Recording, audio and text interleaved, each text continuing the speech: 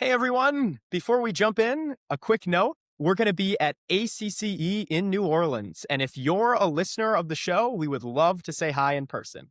Come find us at booth 115. We're also hosting a private after party for chamber leaders after day one of the conference. Food, drinks, and a chance to hang out with other folks who are building great chambers. Stop by booth 115 or flag down anyone wearing a diagonal shirt, and we'll get you the invite. All right, on to the episode. A chamber president, this is not a retirement job. And I hate to say this, but there are chamber executives around the country that worked their entire life in a great job and decided that before they actually retire, they're going to have this fun job of being a chamber president. Well, I'm sorry.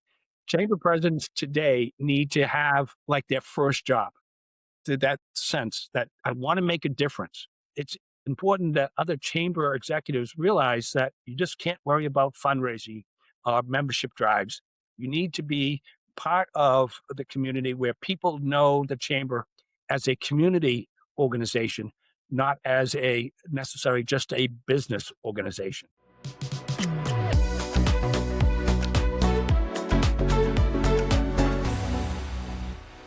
Welcome back to Beyond the Ribbon Cut, the podcast for chamber leaders. I'm your host, Ted Wind from Diagonal for Chambers, and my guest today is John Nyhan, president of the Hampton Area Chamber of Commerce in New Hampshire and chair of the New Hampshire Association of Chamber Executives. John, thank you so much for joining us today. Well, Ted, thank you. This is a great opportunity for us to share the knowledge that not only I, as one chamber president, but to share that out into the chamber world is a really great opportunity. Thanks so much, John. And yeah, it's a pleasure having you on the show. We're really excited to jump into things today. So to kick things off, for listeners who have never been to the New Hampshire Seacoast, could you paint us a picture of Hampton and the community your chamber serves? Sure. The Hampton Area Chamber of Commerce has 5 communities, close to 18 miles of beautiful ocean seacoast. It is the one of the prettiest areas in the state of New Hampshire. I brag about it all the time. And our chamber has quite a variety of small businesses, a lot in the hospitality and tourism. We drive a lot of tourists here in this community from late April through the end of October. And with my 400 plus chamber members, we invite and we have visitors from all around the country, all around the world, visiting our beautiful seacoast. That's incredible. And with those visitors, Hampton Beach obviously brings a huge seasonal wave kind of every summer. What does that mean for the mix of businesses that you work with in Hampton? Well, we have probably 35, 40% of our business community is seasonal. So we try to focus a lot on them during their season, but we also don't want to avoid our chamber members that are year round, because we have quite a variety of memberships from not only hospitality and tourism, but we have retail, we have banks, we have insurance companies, we have manufacturers. Right now we have 45 nonprofits as chamber members. So we're widespread here in the Seacoast area.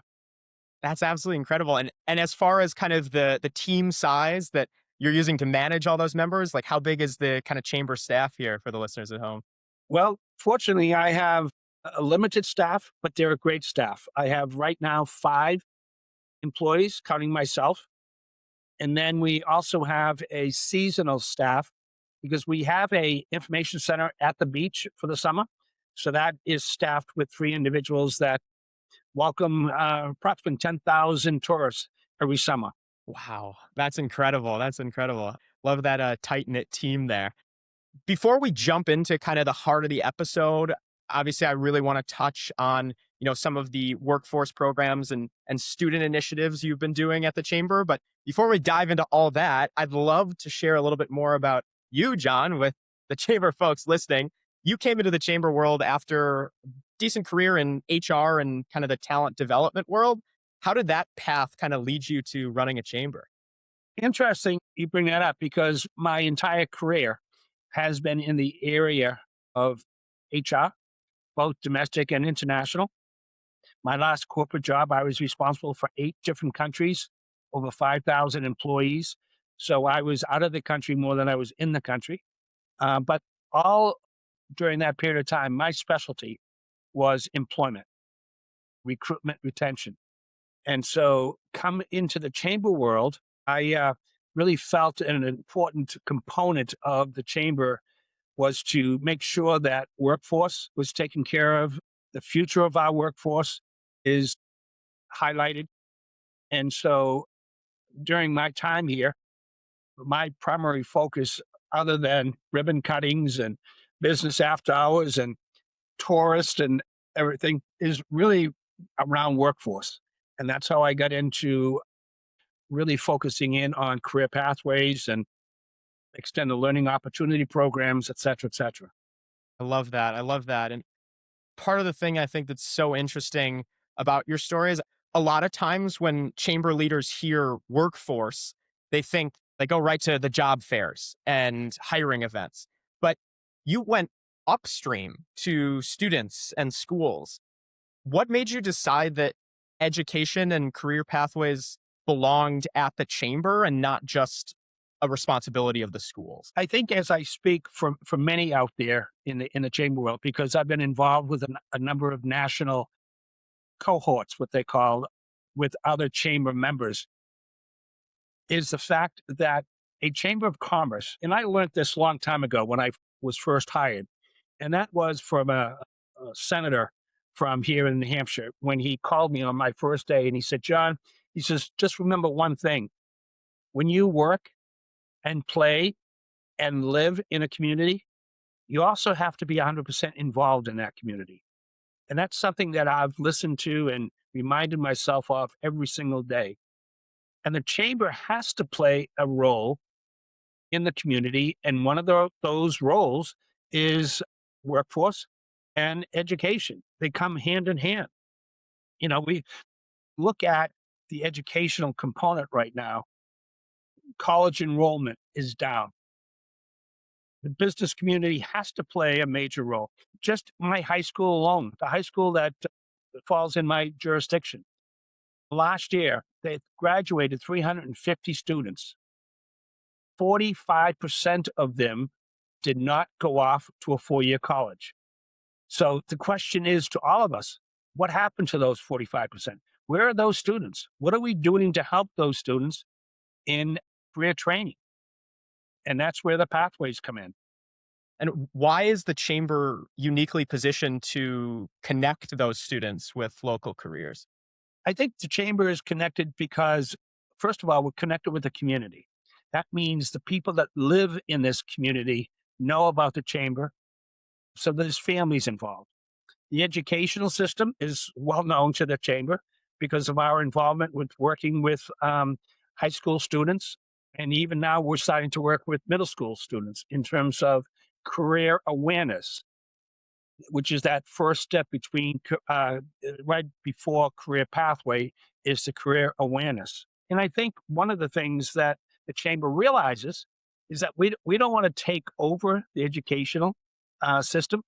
We want to be a communicator. We want to be a facilitator.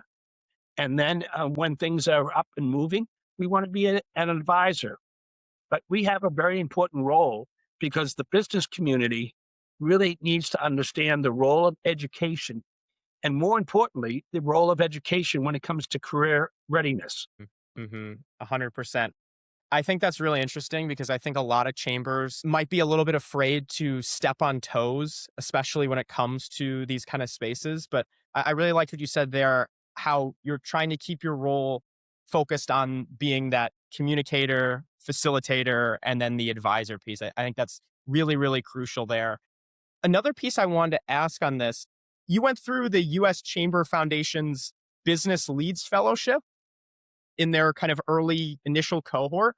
I'm curious if you could share a little bit more about what that experience changed about what you thought kind of a chamber could do, especially when it comes to workforce and this educational development programs.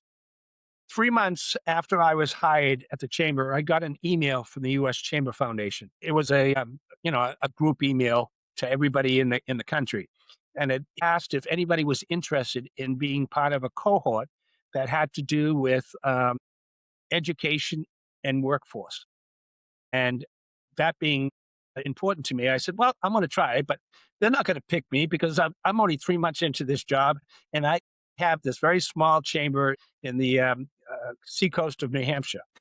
Well, sure enough, I was selected one of 34 chamber executives from all around the country. We had a number of meetings, both online and on site. And it really drove me to say, okay, when I finish this class, I have a mission. And that mission was to take what I learned and turn it into action. And turning it into action to me was very, very important. So the first organization I went to was my local high school because I knew that they had what they call an extended learning opportunities program, ELOs. And in New Hampshire, there are 62 high schools that have ELOs. So I went to my high school and I said, all right, how do we work on getting some of these students that aren't going to be college bound? How do we get them into career readiness programs? How do we get them out of the classroom into some type of real life training? And they said, well, we'd love to work with you. And by the way, the number one occupation that was in serious need of help in the future was the trades program. So it just so happened that one of our new chamber members was an actual trade school right here in Hampton.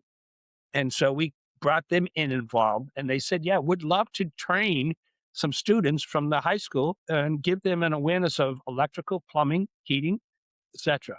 So the next thing we had to do is find some money to do that. So I reached out to the New Hampshire Charitable Foundation, told them about the program. They liked it. They said, all right, the max we can give you is $10,000. So the $10,000 went to 10 students and to pay for the New Hampshire School of Mechanical Trades instructors. That program went so well that they wanted to do it again. So I got another 10,000. And then the Hampshire School of Mechanical Trades said, this is great. So we're going to give you 20 students at the cost of 10. So then we expanded it to 5 high schools around the seacoast for a second year. And now we're getting a waiting line at different high schools saying, we want to be part of this program. Unfortunately, but fortunately, the state of New Hampshire received, like every state, a whole lot of what they called opera money. And so I went to the individual here in New Hampshire that had the jurisdiction of allocating out, told him about the program. He loved it. He went to the governor. The governor loved it. The executive council loved it. And lo and behold, within 1 week of bureaucratic meetings, we received close to $350,000 over a 3-year period of time to train 260 students into the trades. We were able to expand into 8 schools. And the bottom line is that after the program ended, we put to work over 50 students into a trades program, making anywhere from $60,000 to $80,000 a year. So it was a great program.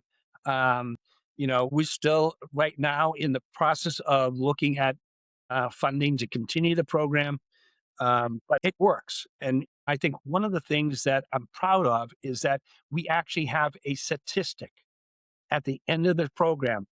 I can say that we spent 350,000. We trained 260 students.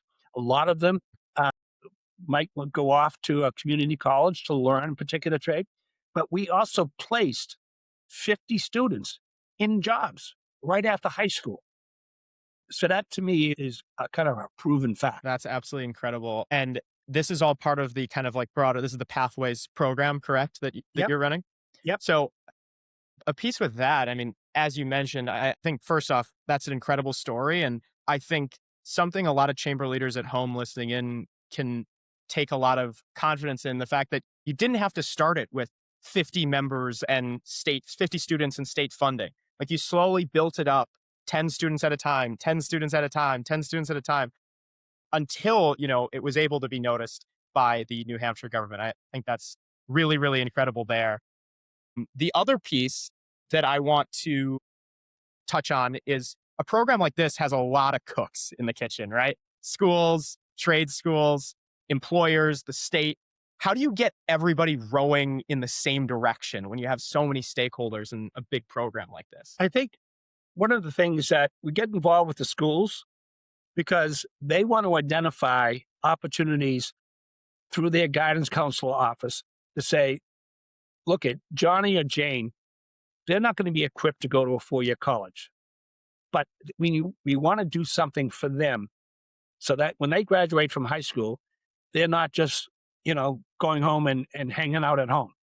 So that's an encouragement from the school. The trade schools, they're true believers of out of classroom training, meaning not to train somebody in philosophy or in art culture. I'm not saying that those are bad, but they want to train something that really has a meaningful career in the future. So they're on board because of that career training. And then, of course, the employers, a lot of our tradespeople, for example, here on the Seacoast, are family owned. And the owner is now in his 50s or 60s. And they're looking to expand, but they don't have anybody to hire because nobody at that age wants to continue. So their future is the future workforce of young adults wanting to be electrician, wanting to be a plumber, et cetera. So let's take the state of New Hampshire. I mentioned to you that there were 62 ELO programs around the state of New Hampshire. There are 26 CTEs, what they call career training. Now, this is not just a New Hampshire issue, it's countrywide. There is what they call a Perkins Act, which is right now, $1.4 billion is allocated for the 26-27 school year. That's across the country. New Hampshire only gets 7 million of that. And it's my role now is to say, okay, we need to really have the state government and then also our federal partners to realize that money needs to be increased in programs like this because that's going to be the future of our workforce. 100%. I think there's also maybe this like disconnect a bit between parents who, maybe have been taught that college is the only path for their students. Is that your job as the chamber to make the case for trades careers, or is that kind of the universities and the high schools jobs? Or I think it's a combination, Ted. And why I say that is that one of the most important components of a career program like this is parent engagement. They need to buy in on that Jane or John might be better off going into a career readiness type of program rather than spending hundreds of thousands of dollars on a 4-year college program where they're going to graduate and be unemployed and yet have $250,000 of tuition that they have to pay back. So parent engagement is really important. The other part of it, I think, is that they also need to understand, which right now, our school systems throughout the state and for that matter across the country has to do a better job in making an awareness, what we call a data assessment testing, so that families can better understand testing results that the kids go through from grade 3 to grade 8 and then also in their junior senior year in high school, that there is no real understanding of what the assessment value is to really lead the parent to think that, well, maybe John or Jane isn't ready for college, so let's look at an option for this, because that data right now is so confusing. It's not written in layman's terms. And so that blue collar parent that working so hard gets this report from a school and has no understanding how to read it, no understanding what the results is, and they can't even tell one way or the other about their child. yeah, Is that child under level school, uh, at grade level, or over grade level? There's nothing there. So One of the things that I've been working on over the last couple of months is working with the Commissioner of Education here in the state of New Hampshire to look at how do we get data out into the families that's understanding. How can we get the community, along with the business community, to bring the parents out into a gymnasium and say, okay, here's what you should really understand about data and accountability and assessment. Mhm. Mhm. And that's something I wanna highlight for listeners at home, like, again, with all these programs you've been talking about, you're not just running them, you're actually proving the efficacy of them through studying the data, through bringing in, like you said, the University of New Hampshire to study what are the effects on economic mobility here. How do you measure and communicate the impact of a program like this? Like, specifically, what in the data that you guys got surprised you or maybe wasn't what you were expecting? Well, first of all, there's a piece of data that is missing. So, and let me go back to the example of the high school where 45% did not graduate, did not go on to 4-year college. There is no data out there right now that says, all right, what happened to them?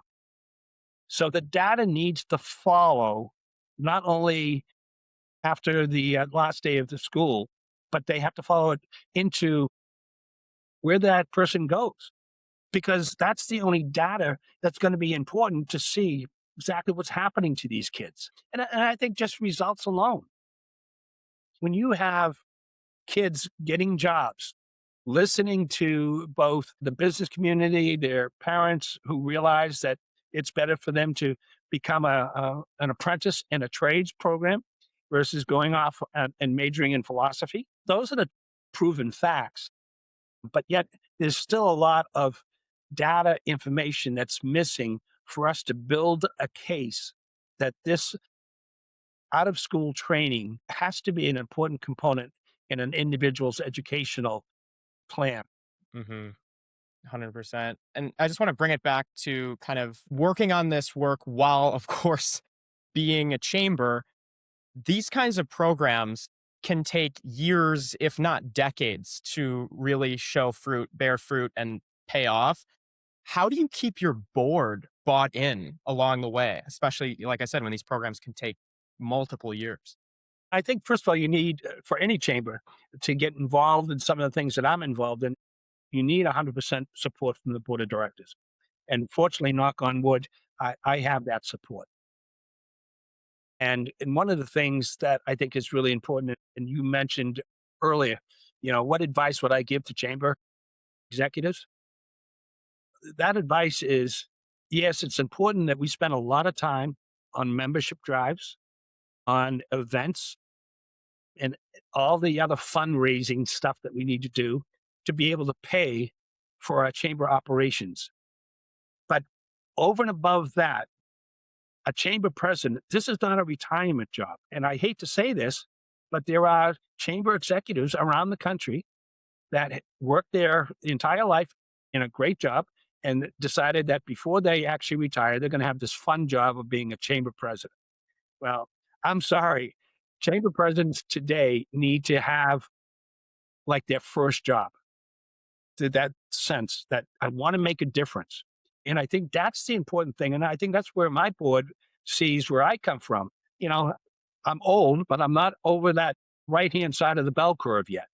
So it's important that other chamber executives realize that, going back to what I said about my senator friend, that you need to be involved in the community. You just can't worry about fundraising or membership drives.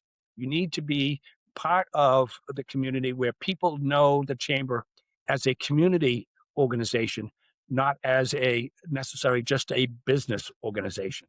Mhm, mhm. And another piece of that is it doesn't even have to just be your individual community. For instance, with the Catapult Seacoast initiative that you have, you're working in partnership with a few other chambers, right?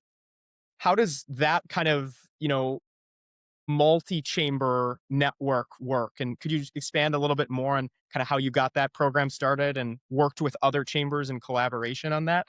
Sure. Catapult, number one, is a great, great organization made up of young professionals. And to be honest with you, we're, as chambers, a little bit selfish because we need to keep these young professionals happy, involved, knowing that we want to keep them in the state of New Hampshire. We don't want them to graduate from college and go off to a surrounding state or someplace else. We need to keep them in New Hampshire. So we're selfish. So we try to do everything possible to help them because it's a great professional networking organization. Hmm. They do a ton of volunteerism, which is great. But it also, we have to look at the Catapult organization as the future of our chambers. You know, a lot of folks in the chamber world have that age bracket of, 40 years and older. We need to bring in that 22 to 40-year-old individual to say, you need to be part of the chamber and let's make Catapult part of the chamber so that you can understand the benefits of both organizations. Mhm, mhm, 100%, and, I mean, that's something we talk with chambers all the time about that, how do we better engage younger members with the chamber? How do we get that demographic in? And I think programs like this are one of those just incredibly, incredibly strong ways to actually do that. I'm curious about one event that's related to this in particular. You guys have the, Hampton Seafood Festival, and that's obviously a massive event. Tons of hundreds of volunteers, right, at Yeah. that event? Yeah. Many of those are young professionals. Is that a retention engine as well for, younger people involved in the chamber, or do you use that event a little bit differently?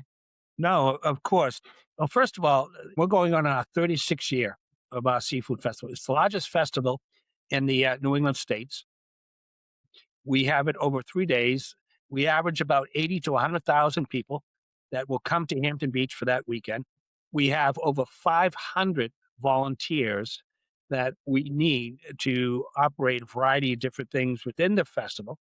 And we draw a lot on people at all ages.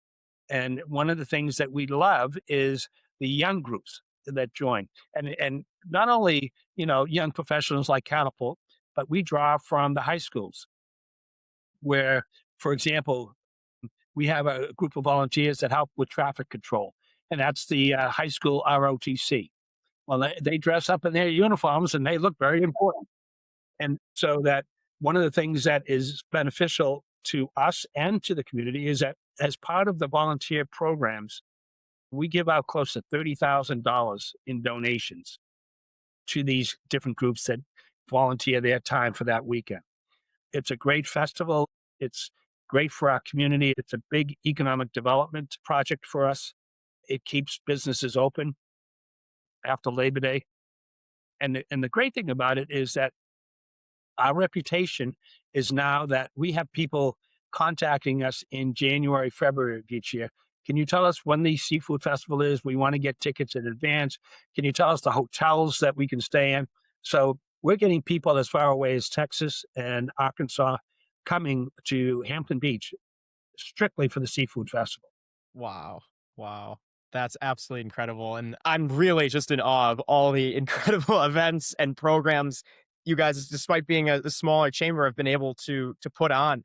I think that ties nicely into one of our last questions here. You know, Especially the chamber leaders listening at home, these events sound incredible, these programs sound incredible. But the first question is always, I'd love to do this, but I don't know where to begin. For the smaller chamber leader listening at home, if they were looking at starting a early workforce development education program like this, where should they start? Well, I think one of the things, and I'm proud to be the chairperson of a statewide association of chambers. So, right now in the state of New Hampshire, for example, we have 32 active chambers. And part of our program is that every quarter we have professional development courses that we give not only to our executives, the chambers, but their staff, be it membership or event coordination or whatever. So, I would suggest that small chamber executives, first of all, look up to see and be involved in statewide chamber organizations. there's a wealth of knowledge out there. But also, I think, when you talk about the US Chamber and also the Association of Chamber Executives, the ACCE, both organizations are a wealth of knowledge. I can't tell you how much I've benefited in my 8 years, both not only with the chamber, but also with ACCE. They're not competing organizations. They're out there both helping the chamber organizations. I associate those two organizations with AI because I can write to the chamber or I can write to ACCE and say, tell me about this. And it might not be as fast as AI, but I do get a really positive response.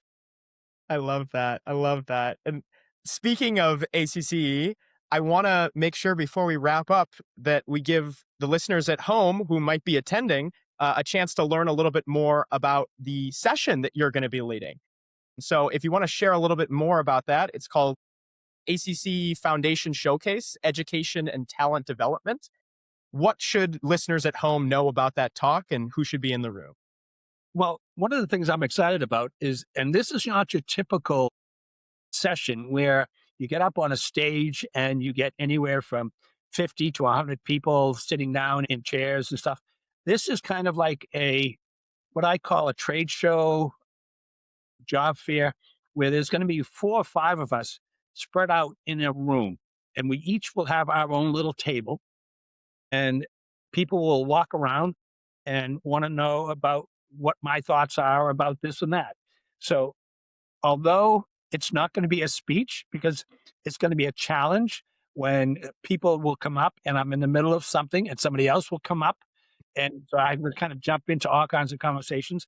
So I have a great young staff here that's going to help me really be able to give a dynamic 45 minutes of what I think are key points for people that want to know about more about career pathway programs, ELO programs, Perkins, or whatever.